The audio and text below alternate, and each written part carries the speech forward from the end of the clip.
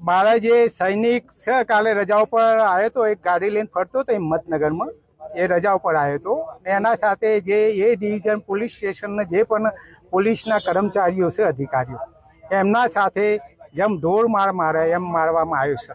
તેના માટે હું એ ડિવિઝનમાં આવ્યો હતો. એ ડિવિઝનમાં આવ્યા પછી હું ચૌધરી સાહેબ જે એ ડિવિઝનના અધિકારી છે એમને મળ્યો.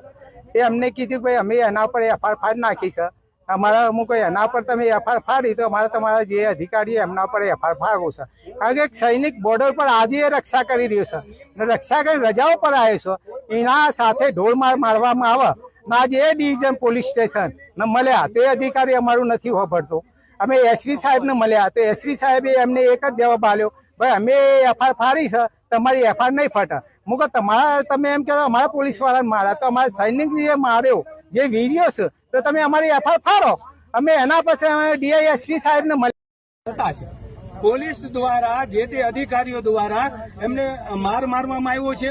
હું એના સીસીટીવી ફૂટેજ માંગુ છું કે કઈ નિયમને આધારે તમે મારવામાં આવ્યો.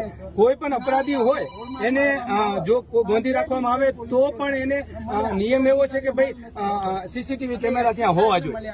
અને એક બંધ બારને મારવામાં આવ્યો છે, એના સામે એફઆઈઆર થઈ છે. તો જે તે અધિકારી છે એ આ નાની બાબતે એના મારવામાં આવ્યો છે તો એના વિરુદ્ધ કેમ એફઆઈઆર નથી? અમારી માંગ છે આ સાંજ સુધીમાં એના વિરુદ્ધ એફઆઈઆર થાય. જો આજ સાંજ સુધીમાં એના વિરુદ્ધ એફઆઈઆર ન થાય તો અમે સમગ્ર ગુજરાતના માજી સૈનિકો અહીંયા પરિવાર સહિત આવશું અને જે પણ આગળની ઘટના થશે એના જવાબદાર કેવલ ને કેવલ અહીંની પોલીસ અને પ્રશાસન અધિકારીઓ હશે.